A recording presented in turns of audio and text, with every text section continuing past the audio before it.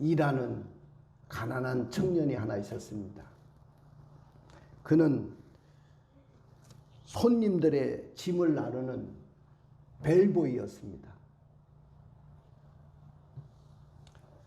그런데 그는 비록 호텔의 벨보이로 가난한 청년으로 살아가고 있지만은 그에게는 큰 꿈이 있었어요. 나는 미국에서 가장 큰 호텔의 주인이 되겠다. 그런 꿈을 가졌습니다. 그 호텔의 어떤 종업원도 그런 꿈을 꾼 사람은 아무도 없었습니다. 근데 이 청년은 자기 집에 세계에서 가장 큰 호텔에 사진을 붙여놓고, 가장 잘 보이는 곳에 사진을 붙여놓고, 나는 미국에서 가장 큰 호텔에 나는 주인이 될 것이다. 그러면서 외치면서 살았습니다. 사람들이 이런 이 벨보이, 이 청년을 보면서 비웃었어요. 야, 벨보이 주제에 너무 헛된 꿈을 꾸고 있는 거 아니냐고 사람들은 조롱을 했습니다. 그런데 어느덧 15년의 세월이 흘렀습니다. 과거에 벨보이로 가난하게 살았던 이 청년이 거짓말처럼 미국에서 가장 큰 호텔의 주인이 되었습니다. 그런데 그에게도 잘 나가던 사업에 시련이 찾아왔어요. 고민하던 그는 텍사스주 시스코의 한 호텔에 투숙을 했고 절망의 신음을 내뱉기 시작합니다. 탁자에는 알약 수십 개가 흩어져 있었습니다. 몸부림치던 이 젊은이는 갑자기 무릎을 꿇었습니다. 하나님, 내가 어릴 적에 우리 어머니께서 세상 사람들은 너를 잊어버리고 너를 기억하지 못할지라도 하나님은 너를 기억하고 계실 거다. 그분은 너가 힘들고 어렵고 너가 정말로 해결할 수 없는 문제를 만났을 때 그 하나님은 너의 피난처가 되시고 그 하나님은 너의 요새가 될 것이다.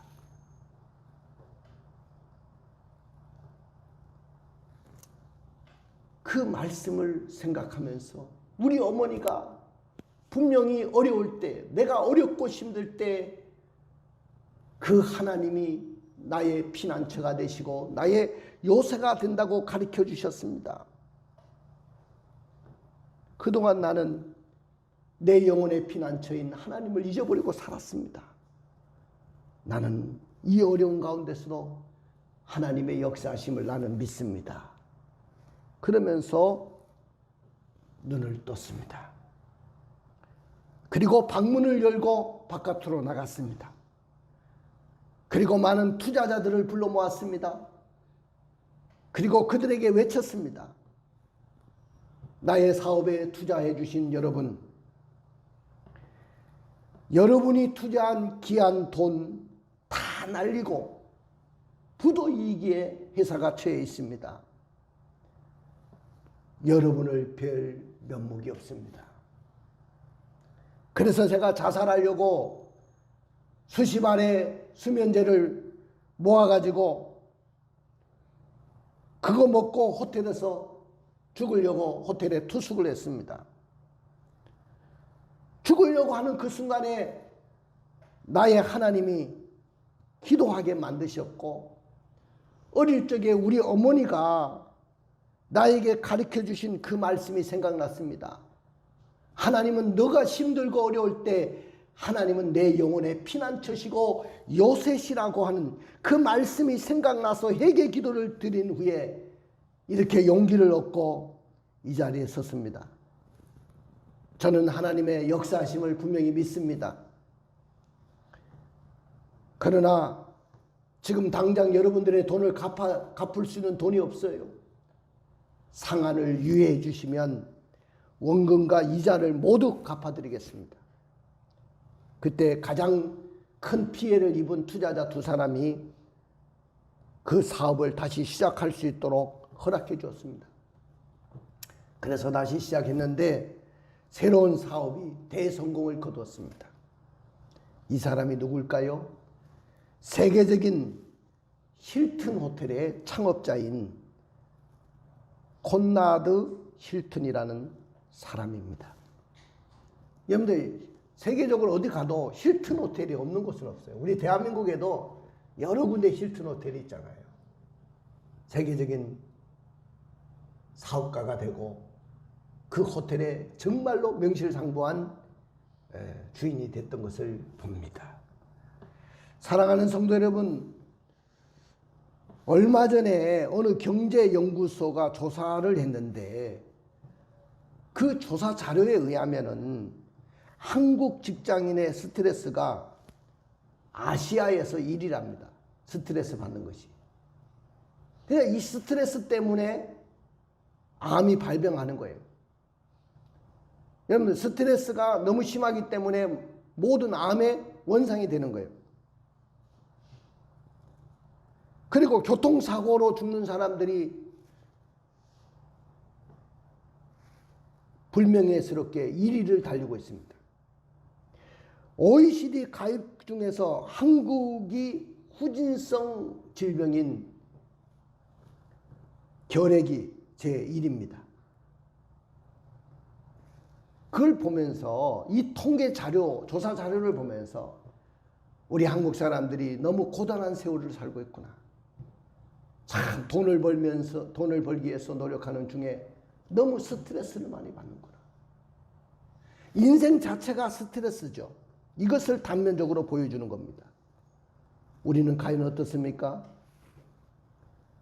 우리 인생에 닥쳐오는 갖가지 어려움과 고통과 불안 등을 효과적으로 여러분들은 어떻게 극복해 나가고 있습니까? 그리고 여러분은 그 모든 것을 처리하시는 내 영혼의 피난처를 갖고 계십니까? 여러분들 그 내 영혼의 피난처가 없으면 아까도 이야기했지만 그것 때문에 암이 생기고 힘든 거예요. 우리에게 하나님이 있잖아요. 세상 사람들은 출구가 없고 살아낼 수 있는 힘이 없지만은 오늘 우리는 내 영혼의 피난처가 분명히 있지 않습니까? 그런데 뭘 우리가 걱정하고 염려하느냐 그 말이죠. 이래도 한평생, 저래도 한평생이에요. 남보다 조금 일찍 갈 수도 있고 더 오래 살다가 갈 수도 있는 거예요. 그러나 우리가 이 세상 살면서 우리는 행복하게 살고 정말로 기쁘고 즐겁게 살다가 주님 앞에 가야 되지 않겠어요? 내 영혼의 피난처가 있다는 그 사실을 믿는 사람들은 두려워할 일이 없습니다. 아무리 힘든 일을 만나도 죽고 싶다는 그런 마음을 가질 때도 우리는 희망이 있고 꿈이 있는 것입니다.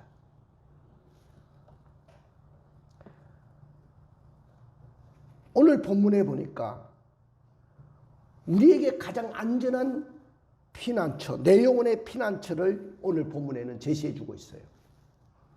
그것이 구약 이스라엘의 도피성의 이야기입니다. 이스라엘의 모든 백성들에게 땅을 분배하는 일을 다 마쳤어요. 하나님께서 모든 지파들에게 다 땅을 다 분배하고 난 후에 부지 중에 다시 말하면 실수로 사람을 죽이려는 의도가 전혀 없어요. 근데 실수함으로 인해 가지고 과실치사로, 여러분들 과실치사라는 것은 이런 공사장에서 많이 일어납니다. 사람을 죽일 의도가 없잖아요. 그런데 그런 공사장에 큰 사고가 나가지고 사람이 죽으면 거의 대부분의 업주들이 과실치사로 들어갑니다. 그리고 우리가 운전을 다 하고 다니잖아요. 저도 운전하고 다니는데 내가 운전에 실수로 인해 가지고 그 사람을 죽일 의도가 있습니까? 죽일 의도가 없어요. 근데 운전하다가 실수로 인해 가지고 사람을 죽였다고 합시다. 이것도 과실치사예요. 자, 그렇게 과실치사로 사람을 죽였지만은 그 가족들, 원통하게 가족을 잃어버린 그 가족들은 복수하고 싶은 마음이 있을 거 아닙니까? 여러분들이 잘 모르겠지만은 성경에 흐르는 사상을 여러분들이 잘 알아야 되고, 그 다음에 근동지방, 중동지방의 문화를 여러분들이 이해할 수 있어야 돼요. 근동지방의 문화는 두 가지를 이해하면 돼요. 하나는 보복 심리가 있단 말이죠. 다시 말하면 나에게 누가 피해를 입혔다 그러면 그냥 10배로 보복을 해야 돼요. 여러분들 보십시오. 이스라엘이 그 하마스라는 그 단체가 테러를 일으켰을 때 완전히 가자 지구를 초토화시켜버리잖아요. 뭐 거기에서 어린아이들 할 것 없이 막 그냥 아파트에 그냥 폭격을 해버리고 건물 자체가 막 그냥 다 무너져 버리잖아요. 그걸 뭐냐면 보복 심리가 근동지방에는 흐르고 있습니다. 아랍 사람들도 마찬가지예요. 자기들이 피해 입히면 그는 죽음을 무릅쓰고 보복하는 거예요. 또 하나는 뭐냐면은 대접 문화가 있습니다. 대접. 여러분, 우리나라가 대접을 잘한다 하지만은 중동 사람을 따라갈 수가 없어요. 길거리에 가다가 언제든지 마실 수 있는 물을 주고요. 집으로 모셔 들어가지고 식사도 대접하고 그 집에 묵고 갈 수 있도록 도와주기도 하고 편의를 제공합니다. 얼마나 친절한지 몰라요. 이게 두 얼굴이에요. 보복과 대접이라는 두 얼굴을 가진 지역이 바로 근동지방, 중동지방입니다. 그렇기 때문에 내가 실수로 인해 가지고 가실치사로 고의적인 살인이 아니라 실수로 인해서 사람을 죽였지만은 그 가족들이 나를 따라와 가지고 나를 죽일 수도 있고 피해 보복을 할 수도 있습니다. 그걸 방지하기 위해서 토피성 6군데를 만들어 놓은 거야. 모든 성을 다 분배해 주고 나서 토피성을 여짐없이 전국 곳곳에 6군데를 요단 서편, 요단 동편에 3군데, 요단 서편에 3군데 이렇게 해서 6군데의 토피성을 만들어 놨어요. 말 그대로 토피성은 내가 피할 수 있는 피난처예요. 피난처. 내 영혼의 피난처예요. 근데 거기에 가서 이제 그 장로들이 기다리고 있으면 장로들에게 내가 이렇게 해서 귀에 들을 수 있는 말로 이야기합니다. 내가 실수로 인해서 사람을 죽일 의도가 없는데 내가 이렇게 사람을 죽였습니다. 나를 받아주세요 하면 받아줍니다. 받아주지만은 재판 과정을 반드시 거쳐야 돼요. 재판에서 만약에 사람을 죽일 의도가 있다고 한다면 그럼 법의 처벌받고 또 사형을 당할 수도 있어요. 그러나 그런 의도가 전혀 없다고 생각한다면 대제사장이 죽기까지 기다리다가 대제사장이 죽는 그날에 거기서 석방이 되고 가족의 품으로 돌아올 수 있습니다. 그래서 이스라엘 백성들은 갈릴리 게데스, 그 다음에 세겜이라는 곳에, 그 다음에 헤브론 산지에, 그리고 요단 동편에는 베셀, 길르앗, 나못, 그리고 바산 골란이라는 곳에 이렇게 6군데의 토피성, 피난처를 만들어 놨어요. 그럼 왜 하나님께서 부지 중에 실수로 살인한 자, 사람을 죽인 자들이 피해서 도망갈 수 있는 이 토피성을 왜 만들으라고 명령하셨을까요?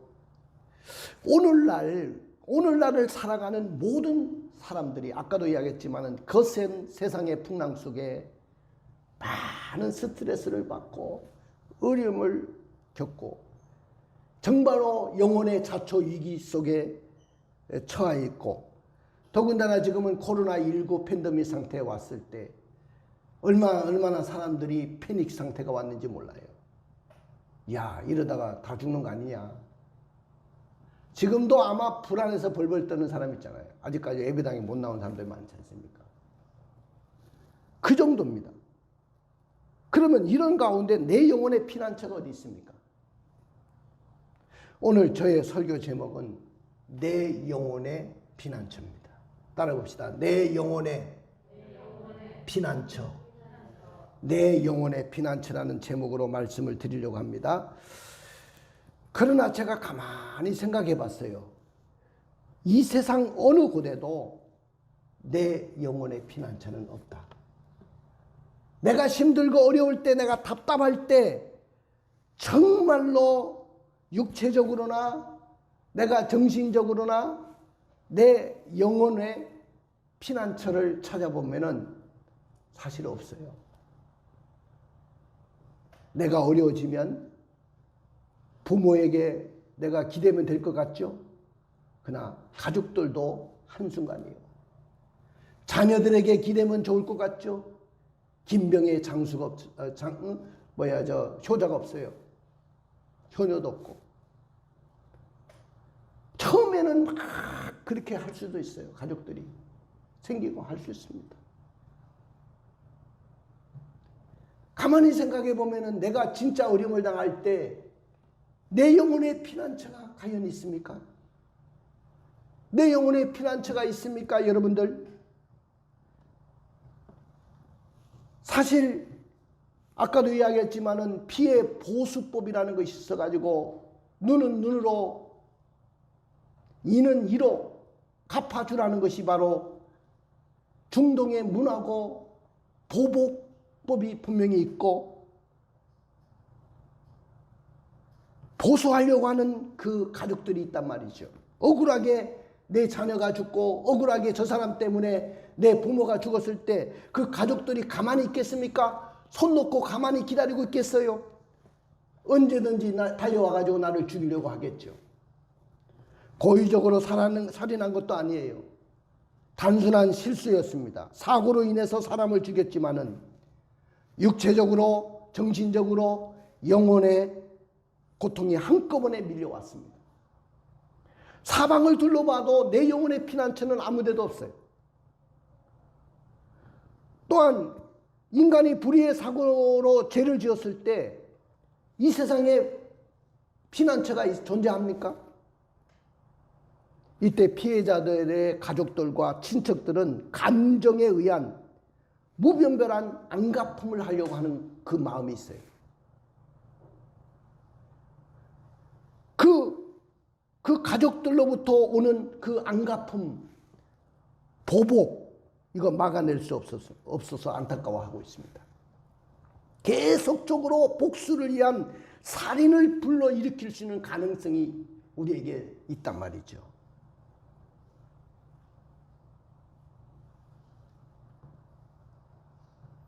부당한 처벌을 받지 않도록 안전을 도모해 줄 수 있는 장소가 이 세상에 있습니까? 정의와 공평으로 보호받을 수 있는 내 영혼의 피난처가 이 세상에 존재한다고 생각하십니까? 여러분들 잘 아시는 대로 지금 베트남이죠. 옛날에는 우리가 월남이라고 했죠. 그 베트남이 공산화될 때, 자, 여러분들 보십시오. 옛날 베트남 그 월남은 엄청나게 강한 나라였고, 지금 우리 남한처럼 굉장히 잘 살고 강한 나라였습니다. 더군다나 미군이 와가지고 싸워줬어요. 미군만 싸워줬습니까? 우리나라 대한민국 군인들도 거의 월남에 가서 싸웠잖아요. 그리고 최첨단 무기로 다 무장했었습니다. 그런데 호치민이라는 공산주의자들을 막아낼 수가 없었어요. 베트콩을 막아낼 수가 없습니다. 자, 낮에는 우리나라로 말하면 대통령궁에서 근무를 하고 있어요. 그런데 밤에는 이 베트콩이 돼가 공산주의자야. 그래가지고 다 죽이는 거야. 사이공의 시장이 이게 간첩이야. 공산당이었어. 그래가지고 나라가 망한 거야. 그러니까 나라가 망하니까 민주주의 국가에 있었던 사람들이 살려고 어떻게 했죠?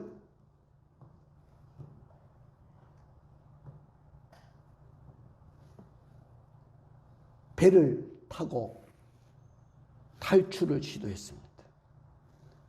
이걸 뭐냐? 보트 피플이라고 합니다. 보트 피플. 배를 타고 탈출하는 많은 사람들이 생기게 됐습니다. 근데 어느 나라도 보트 피플을 받아주는 나라가 없어서요. 이 동남아 지역의 어느 나라도 배를 타고 바다에 우리나라에 들어오라고 하면 가서 안전하게 살 수가 있는데 받아주지 않으니까 바다에서 다 죽고 말았습니다. 이게 보트 피플들입니다. 내 영혼을 피할 수 있는 장소가 그들에게 없었다 그 말이죠. 지금 여러분들 핵전쟁이 일어난다고 생각을 가정을 하고 사람들이 나라들마다 지하 벙커를 만듭니다. 그게 우리를 지켜준다고 생각합니까? 여러분들 중동전쟁에서 봤지만은 후세인이 있는 지하 벙커에 정확하게 뚫어가지고 후세인을 죽이는 거 봤죠. 탁구공보다도 더 작은 것도 식별해가지고 지하 벙커에 숨어 있어도 정확하게 타격할 수 있는 기술이 군사력이 지금 세계적으로 다 갖고 있어요. 세상에 안전한 처소가 어디 있습니까? 안전한 피난처가 어디 있습니까? 제가 2번을 가봤는데 요르단에 가면 이스라엘 동쪽에 있는 요르단이라는 나라가 있잖아요. 거기 가면은 페트라라는 곳이 있습니다. 페트라. 근데 들어가는 그 입구가 겨우 마차 하나 들어갈 정도예요. 마차. 근데 이 협곡이 얼마나 계속되냐 하면은 3m, 폭은 3m 정도 되는데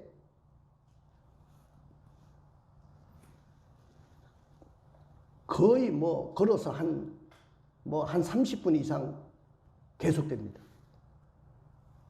다 절벽으로 돼 있어요. 꼭 요르단에 가보면 페트라를 가봐야 돼요, 여러분들. 저도 처음에 들어갈 때는, 이번에는 걸어서 들어갔습니다만은, 걸어서 들어갔는데 죽는 줄 알았습니다만은, 그전에는 말을 타고 들어갔어요, 말을 타고. 근데 사람들이 세계 고대 유적지 중에 페트라를 세계 7대 불가사의 중에 하나로 생각합니다. 사람들이 만약에 인류가 멸망할 때는 피할 곳이 어디냐? 그 바위로 되어 있는 페트라에 들어가면 된다. 이렇게 생각을 합니다. 그러나 대환란 속에 피할 수 있는 안전한 처소는 없습니다. 자, 고의적으로 살인한 것도 아니고 다만 실수나 사고로 인해 가지고 아무런 원한도 없이 사람을 죽였을 뿐인데 가해자의 가족과 친척들이 자기에게 보복할까 봐 불안해하고 고통스럽고 쉼을 얻을 수가 없습니다.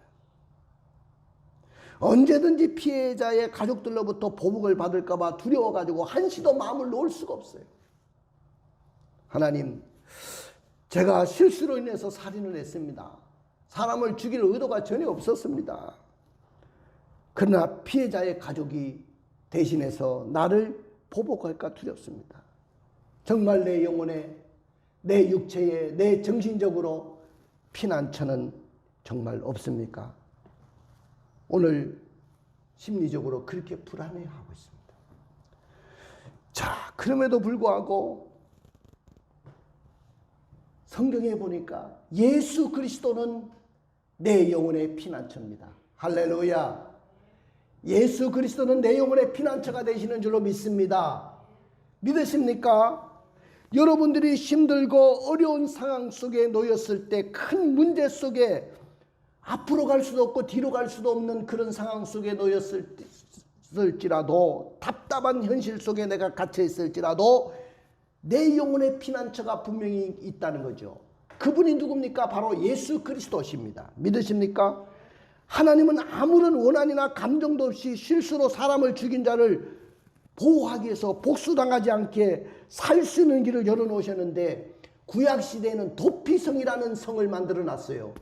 요단 동편에 3군데, 요단 서편에 3군데, 6군데를 만들어 놨습니다. 언제든지 그곳에 가서 피할 수 있도록 해주셨단 말이죠. 여러분들, 하나님은 네 지파의 땅보다도 도피성을 먼저 세우신 하나님이십니다. 예수 그리스도는 내 영혼의 피난처가 되시는 분이십니다. 믿으십니까?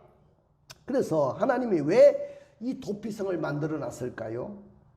그것은 우발적으로 실수로 인해서 살인한 자가 피의 보복자로부터 피할 수 있는 길을 열어주시기 위해서 도피성을 만들어 놓은 겁니다. 우리 한번 읽어볼까요? 민수기 35장 11절부터 12절을 읽어주세요.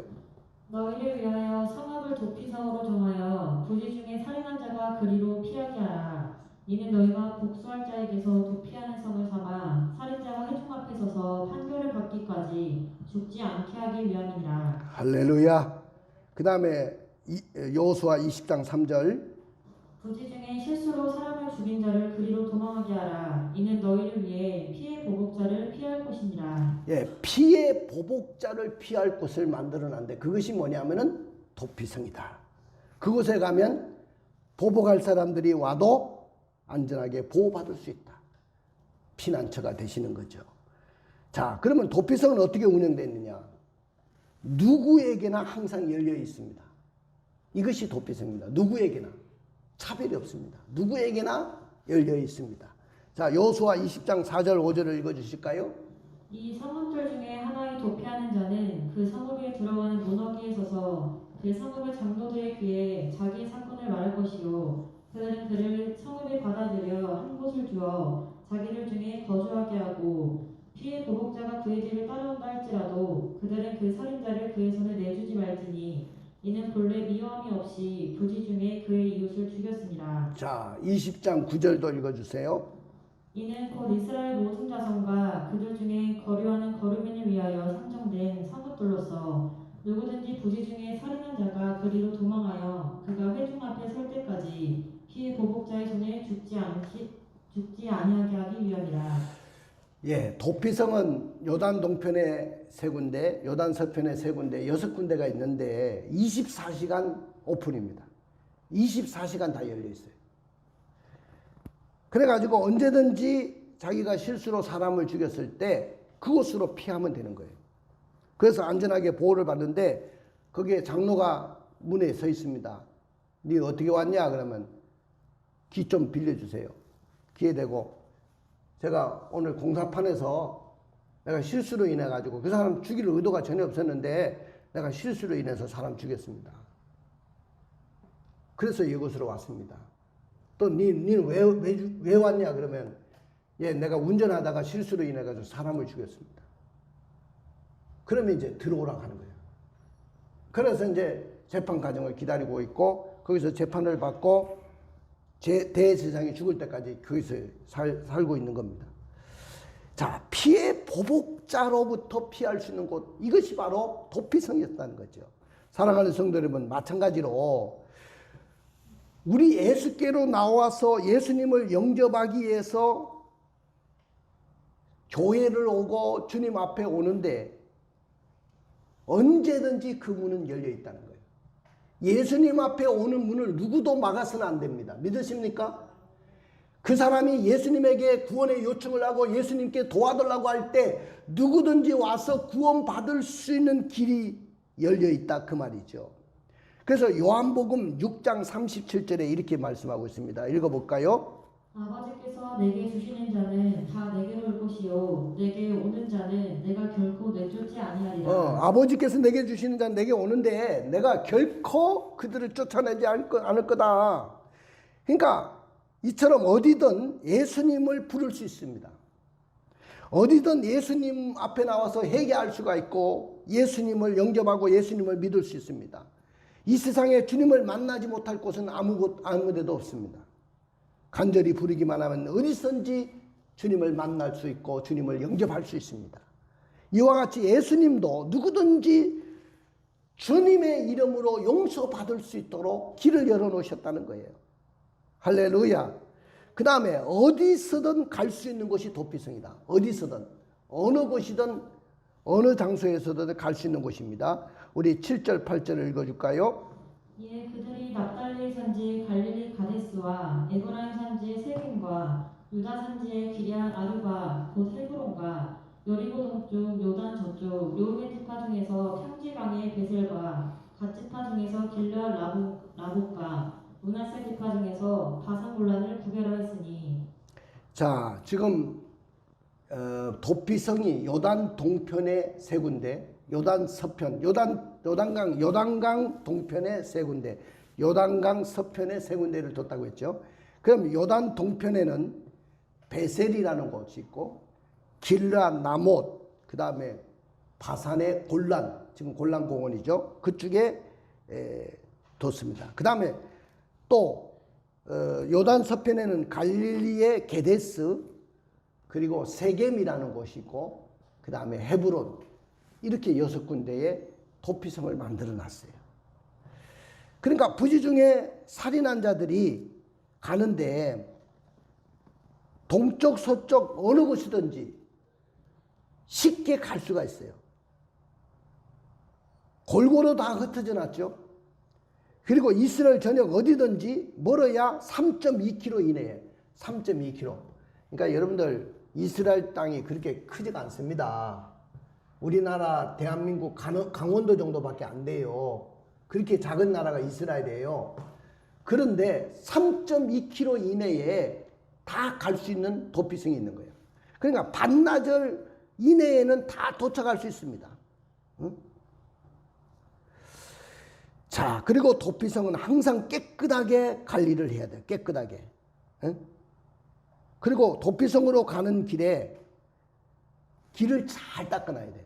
길이 막혀가지고 못 가가지고 뒤에 보복자에게 붙잡혀가지고 죽으면 안 되잖아요. 그러니까 길을 잘 닦아놔야 되고, 그 다음에 표지판, 지금 보면 우리 도로의 표지판처럼 표지판을 붙여놓습니다. 자, 그 교차로에 뭐라고 해야 되냐면 피난처, 요곳으로 가면 피난처다. 그러고 피난처라고 써놨어. 그래서 그곳으로 가면 피할 수 있는 곳이야. 그러니까 어디서든지 그렇게 갈 수가 있고 깨끗하게 관리를 해야 됩니다. 자, 신명기 19장 2절 3절을 읽어봐요. 내 하나님 여호와께서 내게 기업으로 주신 땅 가운데서 새 성읍을 너를 위하여 구별하고 내 하나님 여호와께서 내게 기업으로 주시는 땅 전체를 새 구역으로 나누어 길을 닦고 모든 살인자를 그 성읍으로 도피하게 하라. 예, 그 다음에 신명기 19장 6절. 그 사람이 그에게 본래 원한이 없으니 죽이기에 합당하지 아니하나 두렵건대 그 피를 보복하는 자의 마음이 복수심에 불타서 살인자를 뒤쫓는데 그 가는 길이 멀면 그를 따라 잡아 죽일까 하노라. 예, 가는 길이 멀으면 안 된다. 그래서 다 얼마든지 반나절 이내에 다 갈 수 있는 그런 길에 도피성을 만들어 놨습니다. 이게 무슨 뜻입니까? 한마디로 말하면 예수 믿기 너무 쉽다. 따라 봅시다. 예수 믿기가 너무 쉽다. 예수 믿는 게 너무 어려우면요, 정말로 힘들고 어려울 때 내 영혼의 피난처인 예수를 찾을 수가 없잖아요. 예수 믿는 것은 너무나도 쉽습니다. 여기 보세요. 여기 지나가는 모든 사람들 얼마든지 이 왕성교회 와서 예배 드릴 수 있고 누구든지 차별하지 않잖아요. 근데 그들이 안 오니까 문제지. 내 영혼의 피난처인 이 교회 안 오니까 문제지. 예수 믿기는 너무나도 쉽다. 여러분들 도피성은 피난처인데 여러분들 영적으로 피난처 되시는 그분은 바로 예수님이시란 말이죠. 그리고 주님의 몸된 교회, 이 교회는 바로 도피성이라는 거죠. 내 영혼의 피난처예요. 힘들고 어려운 자들은 다 이 교회로 나와서 예수님을 만나야 사는 길이 열리고 역사가 일어날 줄로 믿습니다. 교회는 세상으로부터 모든 상처받은 사람들, 세상으로부터 실패한 사람들, 세상에서 병든 사람들, 세상에서 버림받은 사람들, 세상 사람들로부터 손가락질 당하는 사람들, 모든 사람들이 몰려오는 것이 바로 교회인 줄로 믿습니다. 어려움을 당할 때 내 영혼의 피난처가 되시는 곳이 어디냐? 바로 이 도피성이 되고 이 교회가 되는 것입니다. 할렐루야. 어려울 때 다른 데 가지 마세요. 교회를 찾으세요. 힘들고 어려울 때 낙심할 일이 있으면 먼저 교회에 와가지고 이 영혼의 피난처인 예수님 만나시면 여러분들의 길이 열릴 줄로 믿습니다. 힘들고 어려움과 고통이 닥쳐올 때, 한계를 느낄 때 가장 완전한 품이 어디입니까? 예수 그리스도입니다. 주님은 우리의 인생의 생사복을 주장하시는 분이시죠. 다윗은 그래서 피난처 되시는 예수님을 이렇게 고백했습니다. 사무엘하 22장 2절 3절을 읽어줄까요? 여호와는 나의 반석이시요 나의 요새시요 나를 위하여 나를 건지시는 자시요 내가 피할 나의 반석의 하나님이시요 나의 방패시요 나의 구원의 뿌리시요 나의 높은 망대시요 그에게 피할 나의 피난처시요 나의 구원자시라 나를 폭력에서 구원하셨도다. 예수님은 그에게 피할 나의 피난처가 되시고 내 영혼의 피난처가 되십니다. 그래서 복음을 들을 수 있는 그 교회는 가장 가까운 곳에 있어야 되고 언제든지 교회를 찾아와서 내 영혼의 피난처로 삼을 수 있는 그런 교회를 찾아가야 됩니다. 교회가 왜 가까운 데 있어야 되냐? 교회가 왜 우리 이렇게 되도록 우리 교회처럼 앞에 26m 도로를 끼고 있고 뒤에는 20m 도로를 끼고 이런 교회가 어디 있습니까? 사방에서 어디서 누구든지 올 수 있는 교회잖아요. 구석에 막 산골짜기에 여러분들 전원교회 짓는다고 사람들도 전혀 보이지 않는 곳에 그런데 교회 만들어 놓으면 안 돼요. 그건 아는 사람이나 가지. 이렇게 대도로변에 종탑을 세우고 교회를 세워놔야 돼. 그래야 모든 사람들이 쉽게 올 수가 있고 쉽게 와서 예수님을 찾고 내 영혼의 피난처로 삼아야 되는 것입니다. 할렐루야. 위대한 과학자인 아인슈타인이 노후에 기독교로 개종을 했는데 개종을 하면서 유명한 고백을 했어요. 나는 평소 젊었을 때 교회를 굉장히 무시했습니다. 그러나 내 조국이 어두워지고 나치 핍박 아래에 있게 됐을 때 교회는 우리 민족의 유일한 소망이고 안식이었습니다. 그리고 노후에 나는 교회 이외에 내 영혼의 위로를 경험할 수 있는 장소를 나는 찾지를 못했습니다. 나는 이제 교회로 다시 돌아옵니다 하고 내 영혼의 피난처로 돌아왔다는 거예요. 수고하고 무거운 짐진 자들아 다 내게로 오라 내가 너희를 편히 쉬게 하리라. 할렐루야. 수고하고 무거운 짐진 자들은 내 영혼의 피난처인 예수 그리스도 품으로 오는 겁니다. 그 다음에 무죄 판결을 받고 대제사장이 죽으면 집으로 돌아가는 거예요. 자, 우리 20장 6절을 읽어주세요. 그 살인자는 회중 앞에 서서 재판을 받기까지 또는 그 당시 대제사장이 죽기까지 그 성읍에 거주하다가 그 후에 그 살인자는 그 성읍 곧 자기가 도망하여 나온 자기 성읍 자기 집으로 돌아갈지니라 하시니라. 우리의 대제사장이 누구죠? 예수님이십니다. 할렐루야. 그 예수님이 부지 중에 죄를 지은 것을 용서받을 수 있는 길을 열어놓으셨어요. 내 영혼의 피난처가 되시는 분이 우리 예수님입니다. 예수님이 십자가상에서 피를 흘리시고 나를 죽으셨어요. 그래서 내 영혼의 피난처가 되셨어요. 오늘 대제사장이 죽은 후에 그들이 가족의 품으로 돌아갈 수 있었던 것처럼 예수 그리스도의 십자가의 피로 말미암아 내가 구원을 받고 해방받은 줄로 믿습니다. 할렐루야. 한번 따라해 봅시다. 도피성은 내 영혼의 피난처가 됩니다.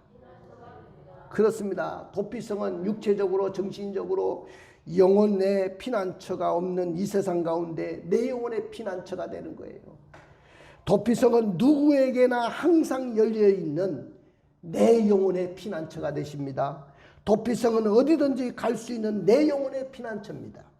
도피성은 우리의 대제사장이신 예수 그리스도의 보혈의 피를 흘려주셨기 때문에 내 영혼의 피난처입니다. 도피성과 같은 교회는 내 영혼의 피난처입니다. 그러나 만일 도피성과 같은 내 영혼의 피난처인 예수 그리스도와 주님의 몸된 교회가 없었다면 나는 더 이상 육체적으로 정신적으로 영혼의 피난처를 찾을 수가 없고 피난처가 없을 겁니다. 그러므로 도피성은 내 영혼의 피난처가 되시는 줄로 믿습니다. 내 영혼의 피난처인 예수 그리스도에게 피하는 자에게는 큰 복이 임하는데 그 첫 번째 복은 예수 그리스도의 피로 거룩해집니다. 깨끗해집니다. 어떤 죄를 졌든지 다 용서받습니다. 그 다음에 두 번째 복은 내게 능력 주시는 자 안에서 내가 그리스도 안에서 내가 모든 것을 할 수 있느니라. 할렐루야. 할 수 있거든이 무슨 말이냐. 믿는 자에게 능치 못하며 일이 없느니라. 여러분들 예수 그리스도를 만날 때 모든 길이 열리고 할 수 있는 길이 열릴 줄로 믿습니다. 그리고 지진이나 홍수나 우환이나 질병이나 사망으로부터 피할 안전한 요새가 되어 주십니다. 그리고 높이 들림을 받습니다. 예수님은 나를 높여주시는 분이에요. 그리고 예수 그리스도 안에서 기쁨과 행복을 얻게 될 줄로 분명히 믿습니다. 할렐루야. 우리 눈을 감고 묵상하십시다. 지금 우리의 삶에는 어려움이 많아요. 내가 한시도 쉴 수 없는 인생의 고통이 내게 찾아왔어요. 세상에 어디를 봐도 내 육체와 내 정신적으로 영혼의 피난처를 찾을 길이 없습니다. 오늘 도피성 되시는 예수 그리스도, 그분은 내 영혼의 피난처로 삼고 살기로 결단하십시다. 내가 해결할 수 없는 문제를 만났을 때 내 영혼의 피난처 되시는 예수님을 만나기로 결단합시다. 내 영혼의 피난처가 되는 교회와 함께하기로 결단합시다. 할렐루야. 예수님을 구주로 믿을 때 오늘 여러분들은 하나님의 역사를 경험하게 될 것입니다. 우리 다 같이 일어나셔서 신앙 고백하며 나가겠습니다. 찬양하겠습니다.